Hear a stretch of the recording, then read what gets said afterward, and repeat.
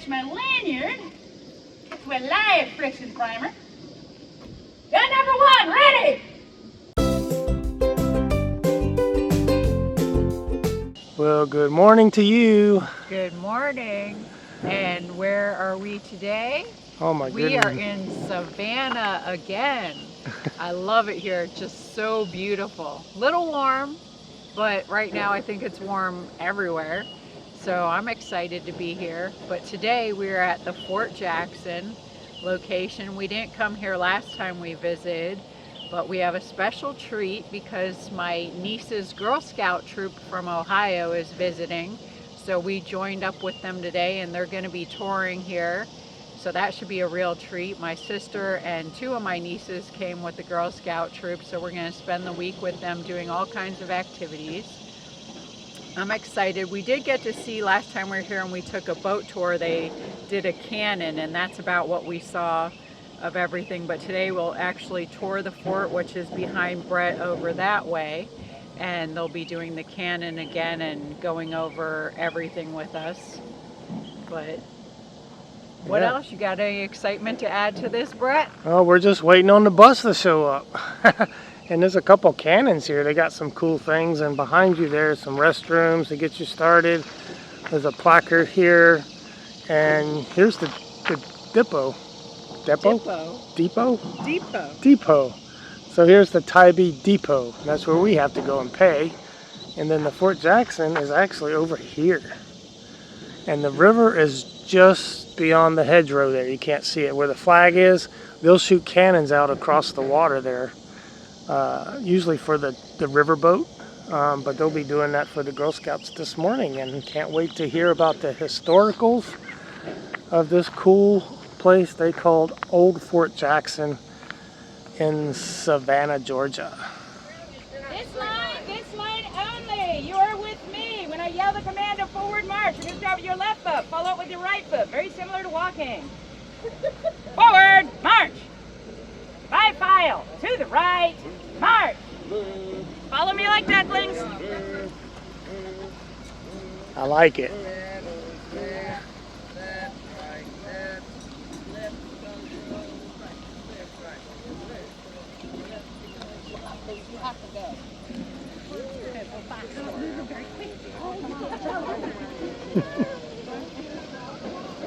Put my 2 arms through it and then button it.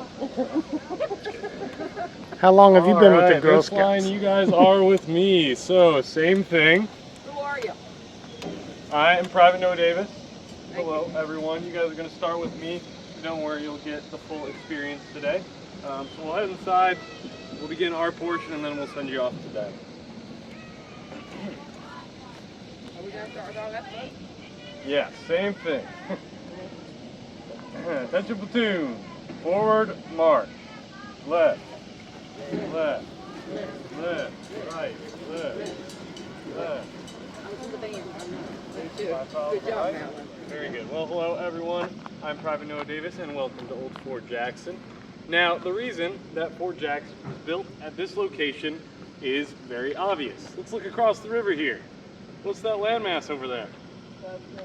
South Carolina. Very good. South Carolina is only about 600 yards away. Do you think we'll be able to hit a big ship that's coming through this channel with our cannon? Yeah. Yes, I could probably throw the cannonball and be able to hit those ships. It is very close. It's only about 600 yards away.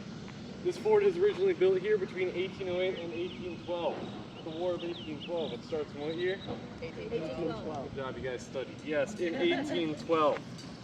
Now, we are going to be stationed here. We're going to have U.S. troops stationed here during the War of 1812. Now, yes, this is the narrowest part of the river, but there's another big advantage to being at this point. Right where that red buoy is hanging out in the middle there of the river, that is 5 fathom hole. Originally, that is going to be the deepest part of the river. So before all the dredging that we see today, originally the river was only about 10 to 20 feet deep, so relatively shallow. However, 5 fathom hole was 30 feet deep. So if ships wanted to avoid the risk of running aground during low tide, then they might have to anchor there. And if they do that, they would literally be sitting ducks for our cannons. Because, like I said, most of the cannons back then have a range of at least a mile, about 1.25 miles. that big red and white tower out there, that is only 0.8 miles away. We can hit even far beyond that. So this is a great strategic advantage. Now, this fort is going to be used during the War of 1812. It's also going to see use during the Civil War. Initially, Confederate troops are going to come out here, they're going to occupy this fort, they're going to seize it from the federal government. However, in 1864, Union troops under General William Tecumseh Sherman, they're going to march into the city, they're going to take it back, they're going to kick the Confederates out. They're going to be stationed here through the end of the war. But now we can actually march inside the fort. So everyone, right face, facing back on the path here, very good.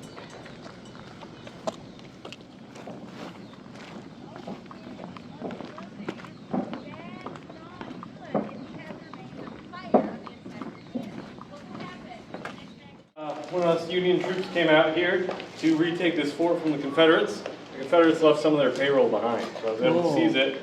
And I'm feeling generous today. I'm willing to share with some of you guys. So I'll be asking you guys some questions today. And if you guys get them right, then I'll be willing to share our money. Now, first we'll ask some questions about your guys' organization. First question, nobody gets money for this one, but what is the name of your organization? Yes? Girl Scouts. Very good, Girl Scouts. And first question for actual money, what is the name of your founder? Yes. Juliet Low. Yes, very good. Now, I don't know about the Juliet Low person, but I do know about a Juliet Gordon. Because what year is it? What year did you say it was? 18. No? 1808. Oh, she's still Juliet Civil Gordon, a War. little baby. 65? She's a baby. Yes, very good. It is 1864, 1865. Don't I get any money? I get money for All that right, one? there you go. Give the old woman some money. So she's still a baby. So, we are Union troops out here during the Civil War, at the very tail end of the Civil War, so right around 1864, 1865. Now, Juliet Gordon, originally born Juliet Gordon, she's going to be born here in Savannah. Does anybody know when she was born? October 31st. October 31st of 1860, yes, it's Halloween, also known as Founders Day. Now, Juliet Gordon has a very interesting history. Her family is going to be very unique, but also very common during the Civil War. So, Juliet Gordon's father's side, they are going to be William Washington Gordon II. They're going to be from Savannah, quite a few generations back. And her grandfather actually played a huge role in Savannah. He founded the Central Banking and Railroad Company of Georgia, one of the largest railroads in the state, if not the country, especially here in Georgia. It is a pivotal resource, and it was founded right here in Savannah. Now, her father is going to be a military man, and when the Civil War breaks out, he's going to fight on the side of the Confederates. He's a Southerner, so that is pretty common. However, her mother's side is not going to be from down here in the South. Does anybody know where her mother's side is from? Chicago. Very good, Chicago. So she is born in, her mother's family is from Chicago, Illinois, dating all the way back to the founding of Chicago. So they are a very big name there as well. Now, this means that when the Civil War breaks out, her father's side and her father, they're going to be fighting for the Confederates, right? They're going to be fighting down here in the South. However, her mother's family, they are going to be fighting for the Union. She's actually distantly related to General William Tecumseh Sherman. They are very close. They knew each other before the war. And so this creates this weird problem, because now we have half of Juliet's family fighting for the North, half of her family fighting for the South. However, this is very common. Brothers fighting brothers. I've read accounts of a father accidentally killing his son, not knowing it was his son. They were just fighting on opposite sides of this battle. And that is pretty common for the time. Now, does anybody know Juliet's nickname? Daisy. Daisy. Yes, very good, Daisy.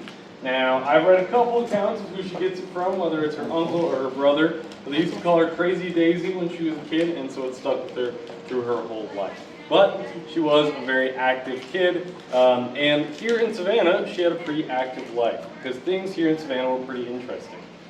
So she's born just before the outbreak of the war. The war breaks out, and she's going to stay here in Savannah throughout the entire war. When William Tecumseh Sherman begins his march to the sea, so Union General, he takes Atlanta in the summer and early fall of 1864. He marches down here with 60,000 Union soldiers, and when this begins, They're going to move a little bit south of the city, but they're still going to be in the Savannah area. General Sherman is going to come into the city, and he's going to go right to the Gordon family. He's going to visit them.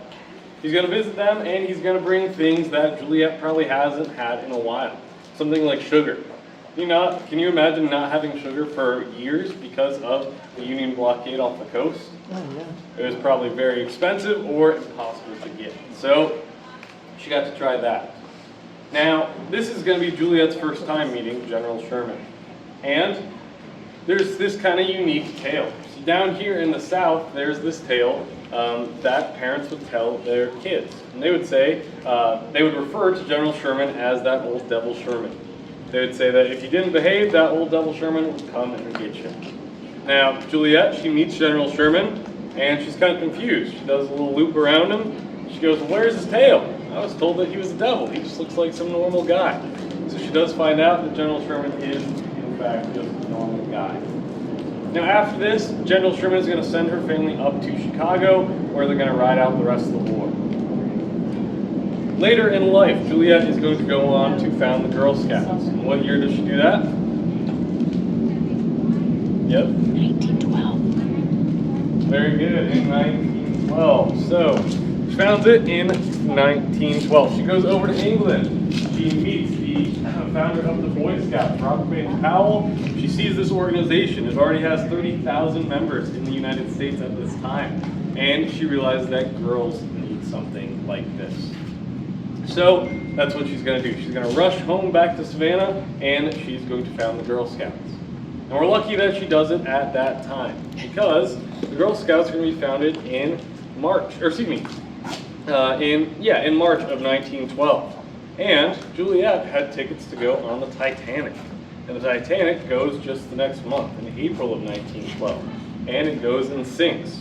But luckily, Juliet was so busy founding the Girl Scouts that she didn't end up going. Yay! Stayed in Savannah, and we are happy about that, because otherwise, we might not have the Girl Scouts like we do today.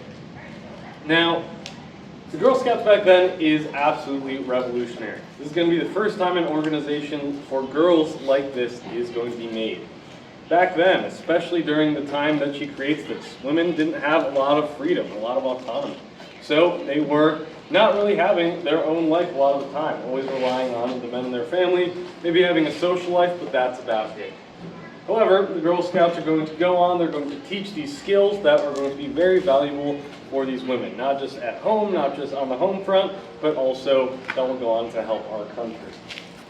Now, you all being Girl Scouts, I'm sure you guys all have your very own copy of this. Yeah. No? You do? You guys? No? Okay, well, you memorize this word for word then, right? No? Okay, well, this is our very first Girl Scout manual. This is going to be published, the year after the Girl Scouts are founded in 1913. There's about 150 pages on different skills that the Scouts are going to learn, whether it be from telegraphing, from signaling, and beyond. Now, one thing that they would do as well has to do with badges and patches, which I know you guys have some of those today, right? Pennsylvania, all the way down here to Georgia, all the way over to New Mexico. So we got fighting going on all across the country. So for this, we need to be able to communicate. So we're going to use medium range and long range communication. First, we can talk about long range communication, which is this right here. Does anybody know what this is called? Morse code. No. Right? What is this machine? Rail machine. No. A tapper. No. Yes, very good. Telegraph. Go, Audrey! So, the telegraph. Now, yes, we are using Morse code. So, the telegraph is developed in the 1840s. Doesn't see use until the 1850s, but it gets very popular during the Civil War. This is going to be our first method of being able to transmit messages across the country. Now, for this, we are going to use a system of dots, like so, and dashes, like so, to communicate different letters, numbers, and signs. Now this is extremely useful. We are able to communicate this stuff very, very quickly going all across the country. But we are relying on physical telegraph lines for this, so that is kind of a downside. This is going to cost us money, it's going to take time to make. Now, oftentimes these telegraph lines will follow railroad tracks. So from here up to, let's say, Charleston to our north, about 90 miles away, we follow the railroad track. However, do any of you guys want to dig a 90-mile long trench?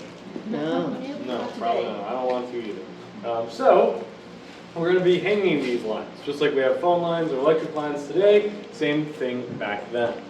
But that's going to be subject to some different elements, right? What kind of big weather do we have to worry about down here in the south? Hurricane. Hurricanes, very good. We have to worry about hurricanes, and those are going to blow those right over. But more importantly is we have sabotage, right? During the Civil War, when General Sherman is marching to the sea, he is going to be sabotaging any military targets along the way. So he's going to be tearing up railroads, he's going to be cutting some of these telegraph lines, he's going to be burning cotton plantations, freeing the slaves there. By the end of his march, he has about 10,000 freed slaves with him. But telegraph lines are, for our purpose, the most important right now. Now, he is going to be cutting them. He's also going to be wiretapping. That way we can tap into the lines on our own and we can learn what the enemy is sending. So that is very useful, but not to the enemy, right? The enemy is not going to like that. So by the end of the war, every Confederate soldier was ordered to shoot any wiretappers on sight. It's too valuable of information. We don't want it getting into the hands of our enemy. Now, our next form of communication is going to be medium range communication like this here. So this is going to be using flags like the ones you see behind me, the white one, the red one, and the black one. And this is called the wigwag flag system. So how this works is different positions of the flag correspond to different numbers, and then different combinations of numbers correspond to different letters. So, for example, number 1 is to the left and back to the middle. Number 2 is to the right and back to the middle. Number 3 and 4 are kind of wonky. For number 3, I have to already be at number 2, go all the way over. For number 4, I have to already be at number 1 and go all the way over. So it is pretty tricky. If I want to send the letter B, it's 1, 4, 2, 3. It would go 1, 4, 2, 3. And that's all for one single letter. So this is going to take quite a bit of time to send. Now, medium range communication, we're going to be using that in a city like Savannah, right? If I have forts out here in the swamp and the telegraph lines are downtown, we're not going to have the money, the time, the resources to build those coming out here. So instead, we are going to have quicker communication using flag signaling systems like this. That way we can get messages from the city and beyond very, very quickly. For example, we had a flag signaling station downtown at the Cotton Exchange. We had one here on our walls. We had one about 1.5 miles up the river at Elba Island, and finally one at the mouth of the river at Fort Pulaski. So that way we can send these messages on. Piles of bricks, an underwater fence, and some of those underwater mines. Ooh. Now, that was to keep our Union ships from getting too close to the city. But when we eventually take the city, we need to clear these out. So we might go through, get them, and we might signal on where these torpedoes are, so that way we don't run into them. Now we're also going to be using this out on a battlefield. This is all going to be used by the United States Signal Corps. Now these Signal Corps members, that is going to be their one job. They're not going to be soldiers on the side, they are going to be Signal Corps members. This is what they're doing all the time. Now, when we're waving around those big red flags, it's going to be pretty obvious. It's basically like holding up a sign that says shooting, right? Yeah. So we are going to pay these soldiers a little bit better. Ooh. Back then, normal soldiers are getting paid about $14 a month, but these guys are going to be paid a whopping $16 a month. Whoa. So it's really breaking the bank. And it is a pretty big difference. It's, I think, roughly the difference today between like 36 and closer to like 40 or 45,000 a year. So not the worst income for the time. Now, why does this matter for the Girl Scouts? Well, in this handbook, the Girl Scouts are going to learn how to use the telegraph. This is going to be one of their big things. And they're going to go on to develop their own system of flag signaling known as semaphore. Now semaphore, instead of using one big flag like those ones, it's going to be using two small flags like these ones. Now, instead of waving them in different directions like we just did, this one, we're basically going to imagine that our arms are the hands on a clock. right? So like how we have the hour and the minute hand, same thing with this. Different positions of our clock is going to correspond to different letters. So for example, what letter do you think this is? T. No, it's R, but it's not. Doesn't matter. Now, that is going to be extremely important. It's going to be one of the big skills that they learn. You can see in our handbook here. Somewhere.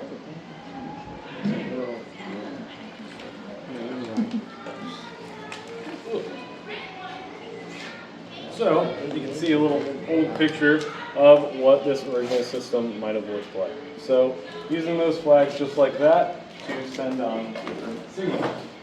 Now, like I said earlier, this isn't just going to be for the home front. This is also going to help our country. During World War I, Girl Scouts are going to be used to actually train soldiers. They're going to help soldiers learn stuff like Morse code or flag signaling. We're still going to be using these systems throughout that war. So the Girl Scouts are going to be extremely helpful with that. Now, there are a couple things we got to address about this flag signaling though, right? So number one is, how far away do we think we can see these from? Now, let's think if we're using these bigger ones behind me, not just these small ones. We have to think about it. Here at Fort Jackson, we're about 3 miles away from the city. And the city can see our flags from our walls. Wow. And they can see it fine. They can see it clear as day. Anybody else want to guess? How long? 10? Very good. So it's right about 10 miles away. So 8 to 10 miles, that's how far we can see those big flags. But you have flat ground. Sometimes. So, obviously depends on our surroundings, but that's most of the time why we want to get at a higher elevation, right? Because if I have some people on my walls here and some of the cotton exchange downtown, which is going to be way high up there, we should be able to see each other from very far away. We'll be able to be above any obstructions. It's also what helps being out here in like a river. You don't have as many trees blocking your line of sight. Now, when we are using these out on a battlefield, that is going to be a little different. Now, when we're using these, we're going to build these big, tall observation towers. So these big towers, they go way up in the sky, so that way we can look down on enemy movement below. Then we can report on that enemy movement. So saying something like enemy left, which is that last message that we just sent, we'll build those observation towers really high up, so that way, A, we can look at what the enemy is doing, but B, we can signal this stuff on to our friends. So this is important. But we have to worry about this because two things. Number one is if I'm looking at you and you're looking at me, is my left the same as your left? No. No, our lefts are opposite. So when we are reading this, we not only have to address it, we not only have to read it, but we also have to flip everything. The code handbook is Dr. Albert Meyer is going to be the man who makes this system. He is going to stipulate that it is always from the sender's point of view. So it's always going to be my left if I'm sending the message. So the reader, the recipient, they have to flip all those letters around. So that is going to be pretty tricky to do. Now, the other thing is that we're going to have both sides of the Civil War using the same system. That's originally developed before the war begins by Dr. Albert Meyer and his assistant, E. Porter Alexander. However, when the Civil War begins, the two of them are going to split sides. Dr. Meyer is going to stick with us up in the Union. Woo, from Dr. Meyer. But down here in the South, E. Porter Alexander, he's going to defect. He's going to betray his country. He's going to join the Confederates down here. Woo. So, now we have both sides using the same system, speaking the same language. So, what do we have to do to the system? Change it. Kind of. We have to make a code, right? We need a code system. So that's what we're going to do. Both systems, we're still going to be using kind of the same flags here. Both sides are going to develop some form of code. So, the Confederates, they aren't too great at developing this code system. Their code ends up being broken multiple times. It's in typical Confederate fashion. However, the Union, their code system sticks hard. It is never broken. The Confederates are never able to break that code. So this is going to be very, very useful throughout the war, and it's a very big pioneering technology that will go on to affect the wars to come, and eventually the Scouts as well.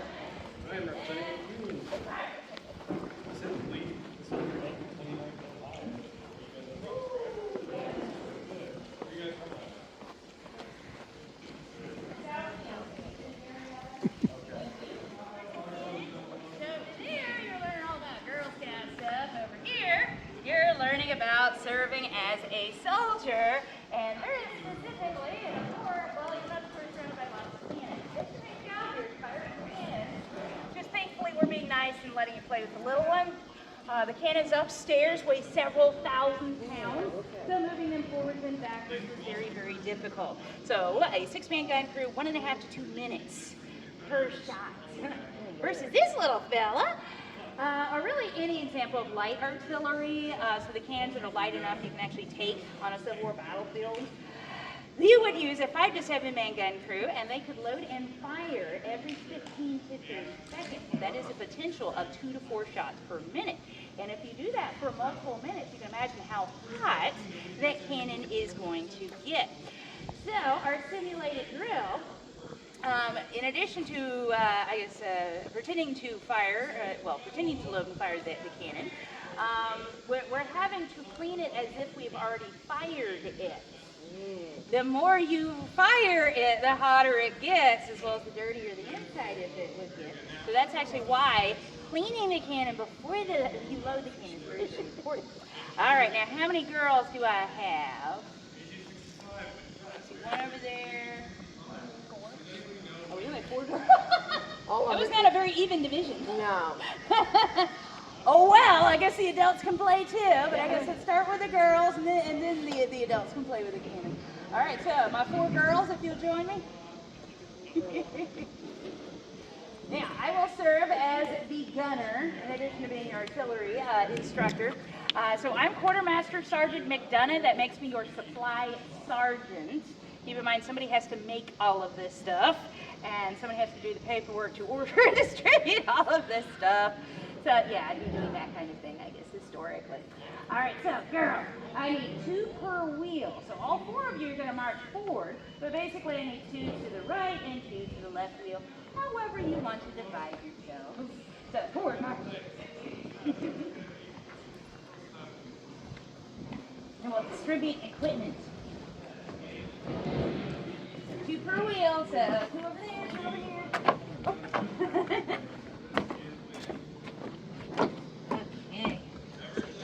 Will be yours, and this actually will also be yours.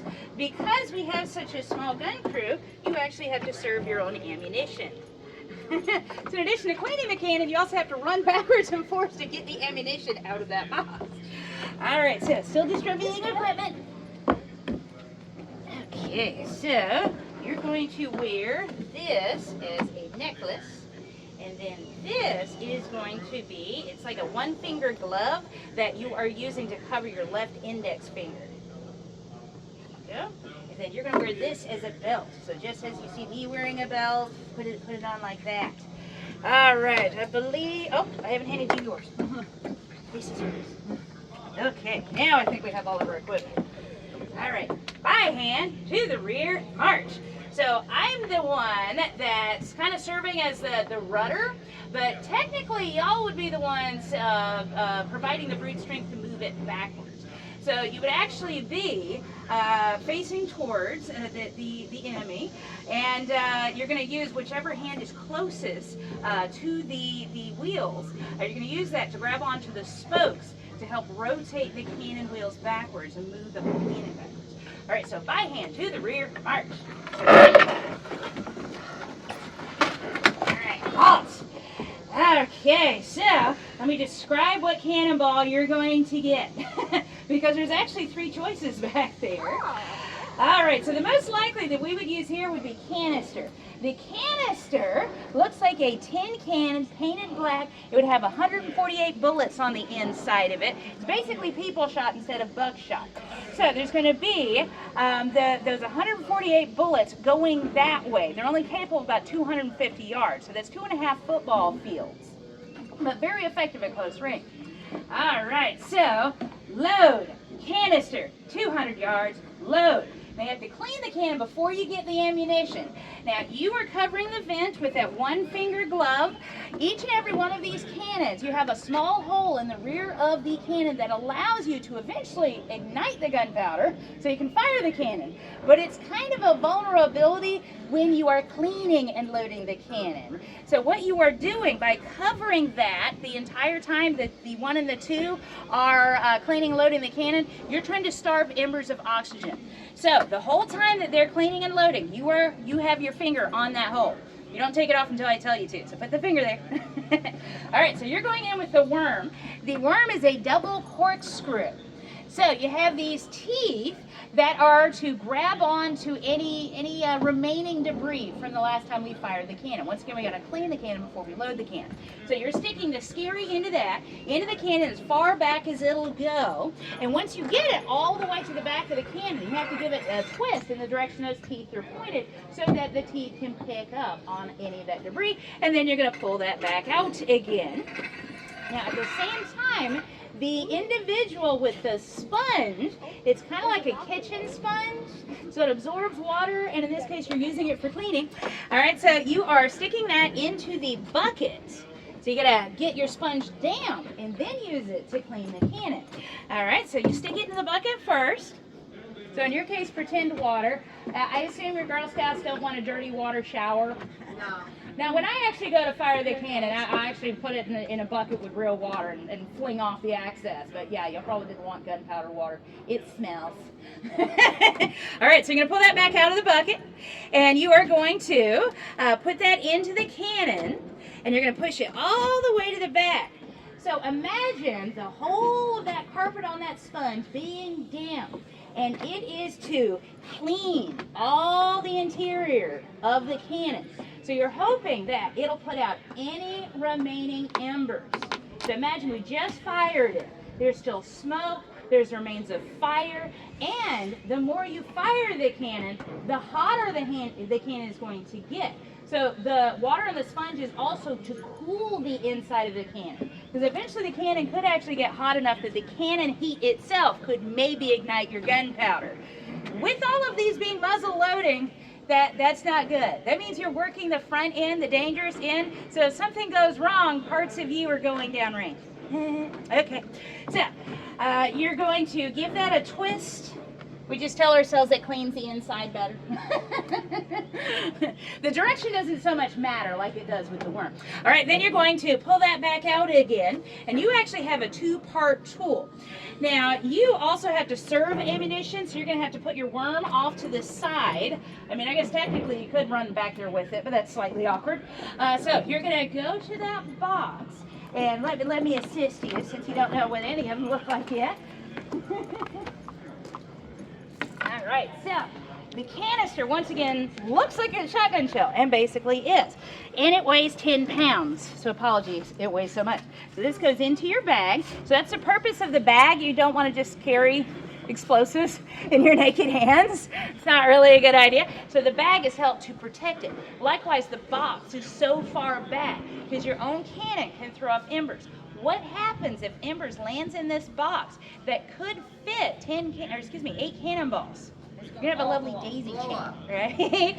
So the lid is only opened when you are physically getting ammunition out of there and then immediately putting it in the bag. Then you close the lid.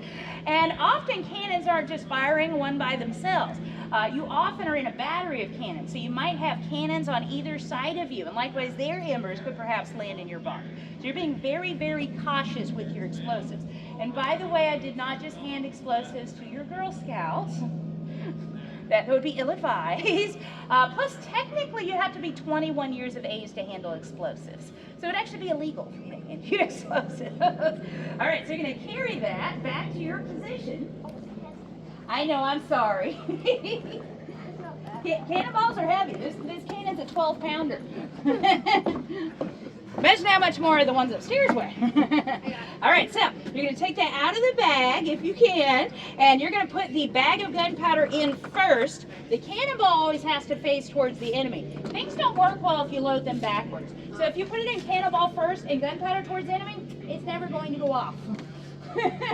So don't load things backwards. All right, so put the bag in. Now you'll notice that it does not fit That's because any of the cannons that we fire, we have a steel sleeve on the inside of it. So there's actually more metal on the inside of the cannon that back then would not have been there. So back then it would just be the bronze.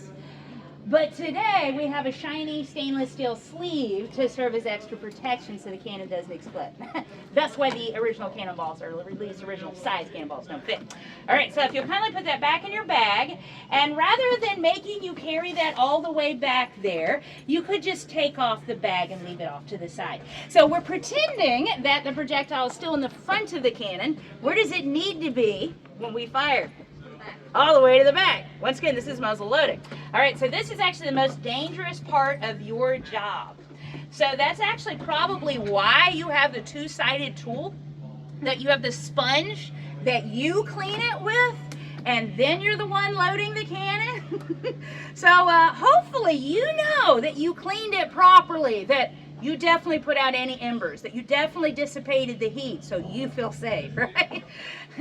Obviously, we didn't just load the cannon. You're safe. Don't worry. All right, so you're using the other end without the carpet, and you are putting that into the cannon and pushing that all the way to the back. So if we actually had the bag of gunpowder in the cannonball, you're actually pushing the bag of gunpowder, so basically it's underneath where your finger has been the entire time. And of course the vent is there so we can ignite that gunpowder when we want it to fire. All right, so you're gonna pull that back out of the cannon.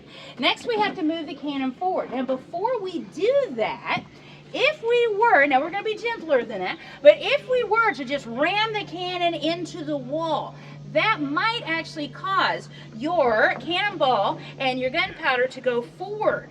So it has to be directly underneath the vent for it to fire reliably when we want to fire it. So you finally get to take your finger off of the cannon, and in the little necklace that you've been wearing this whole time, you have a wire. We refer to that as a priming wire. So it's going to go down that hole of the vent and puncture, in this case, pretend bag of gunpowder, and hold it in place when the gun is run forward. So you'll take the little wire out and you put it down the hole. You're going to leave it there for the time being. All right, so next we have to move the cannon forward, so that's going to be by hand to the front, march. So likewise, you're assisting, I'm the one that's actually, being the rudder and pointing it. So next is point. Now yes, you do aim cannons, but you don't yell aim. You do with handheld weapons. But with cannons, you yell point. But yes, you are still aiming. So left and right is actually done with the trail spike. So you see how that's done. And then up and down is done with the elevation screw. The angle that you fire a cannon is very important to make the cannonball go the distance you predict the enemy to be. And that actually really is the hard part. You don't have rangefinders. So you have to kind of guess how far away they are. Now, given that guess, thankfully someone's already done your homework for you, so you have access to firing tables. For a given distance, they already know what angle you have to fire the cannon to make the projectile go that far. And in the case of the explosive ammunition, they know how long that cannonball is going to be flying through the air, and you have to cut the fuse to that exact length of time, which is in seconds and sometimes portions of seconds. It can be so specific. All right, so I guess with them only being, what did I call for, 200 yards away, they're actually pretty close, so I'm gonna pretty much level it out. All right, so we've aimed it left and right, we've aimed it up and down. Next, we have to prime it so we can fire it. So prime, you get to take your wire back, and you finally get to do something. Yay! You're the person that fires the cannon, or in this case, pretends to fire the cannon, because I'm not going to hand you explosives. So inside of your little tube pouch, as we call it, you have already fired friction primers. So were these live, you would have match chemicals on this wire, and this wire would be tightly crimped closed in the very top of this. So whenever you pull the wire, that's going to strike those match chemicals. The rest of this tube would be full of gunpowder, so it's like a self-lighting firecracker. So whenever this little bit of gunpowder explodes, it's going to shoot straight downwards. So this is placed in the vent, so it'll shoot straight down into the bag of gunpowder. Now, do you think you want to pull that wire with your fingers? No, keep in mind you're using it to fire a cannon. So this is like your cannon trigger. This is a lanyard. So you have several feet of rope.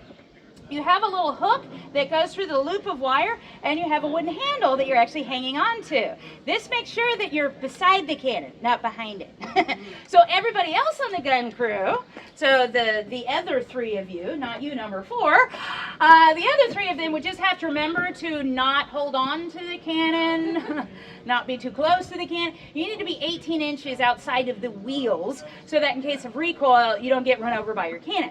Now, I as the gunner would have to remember to step back far enough that I'm not going to be run over by my own cannon when I fire it. All right, so you're going to put this little tube down the little hole there. Then you're going to put this little hook through the loop of wire. And then you're going to hold on to that with your hand. So you're going to step sideways, not backwards. Very good. All right, so likewise, I'd have to remember to step back.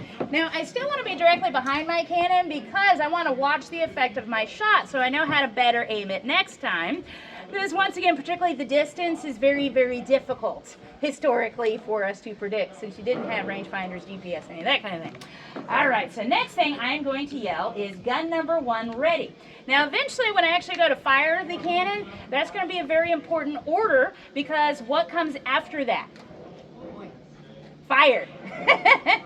Yeah. So basically you have a preparatory warning that basically fire is about to be yelled and that the cannon's about to make a loud noise. Now in this case we're going to yell bang because I didn't hand explosive to your Girl Scouts. All right, so gun number 1 ready? Fire! Pull, pull, pull, pull, pull, bang! So everything you just witnessed, once we are well drilled, we potentially could do in 15 to 30 seconds. But just imagine how much drill that would take. Now, are we willing to be timed? They are. Okay, now let's put your equipment back together. Halt. Load, canister, 200 yards, load. So yes, you're covering the vent, you're going in with the worm, you're putting the carpet into the bucket, pretending to get it down. All right, once you have the worm part done, you're gonna set the worm aside, you're gonna go grab your ammunition. All right, you're sponging the cannon, very good, you're cleaning it to make it safe. Spin it. Put it in your bag if you can. All right, you're gonna pull that out and turn it around, use the other end. Oh, we need you. Oh, okay. I'm sorry, 10 pounds is a bit much. It's not that much. All right, put it in the cannon. Put it in the cannon. At least pretend to if you can. All right, put it back in the bag, and you can take the bag off. You're gonna push that all the way to the back. All right, you're gonna get your wire out. Take that out. Put the wire in. Put the wire in. Put the wire in. By hand to the front. March. Get him out of the way. Move out of the way. All right. Halt. Point. Aim it left, right. Up, down. All right. Prime. Take your wire back. Put the tube in.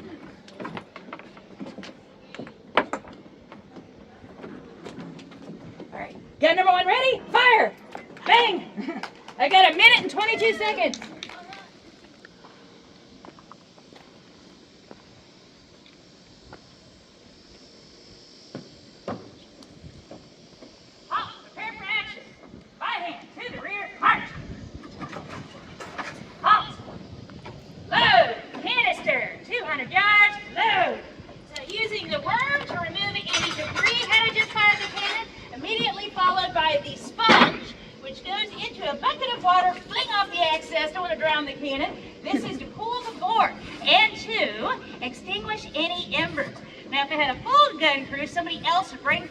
Ammunition, usually one piece at a time. It is positioned in the muzzle, rammed home with the rammer to seat it in the rear or the breech of the gun. All right, so it's lit but not quite ready to fire. Next is the priming wire that punctures the bag. By hand to the front, march. Up, point. Take an aim at left and right. Up and down. Prime. I get that priming wire out of the way and attach my lanyard to a live friction primer. So when that wire is pulled, it'll strike match chemicals, ignite the gunpowder inside of this brass tube, which will hopefully ignite the gunpowder inside of that bronze tube.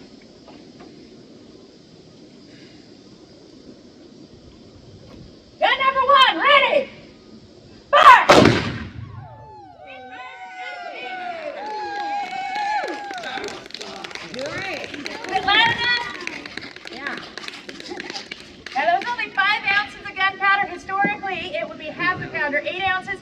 Not really necessary to fire the full amount when you're just making smoke and noise. So All right, what did y'all think of that Girl Scout adventure? It was awesome. We learned so much. Now we can shoot cannons. Boom! We're licensed and registered.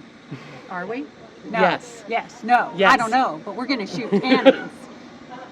We can do Cool. it. Did you like it? Yeah, I thought it was neat. A lot of it repeat what I learned in the Boy Scouts and a little bit in the military. And that you don't want to wear wool here in the summertime in Savannah, Georgia. You sure It's don't. hot. Very hot. It's hot. This is a hot Girl Scout summer. Woohoo!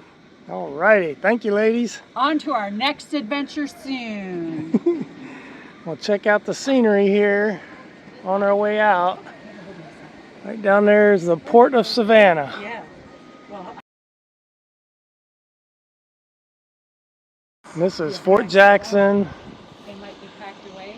in Savannah, Georgia.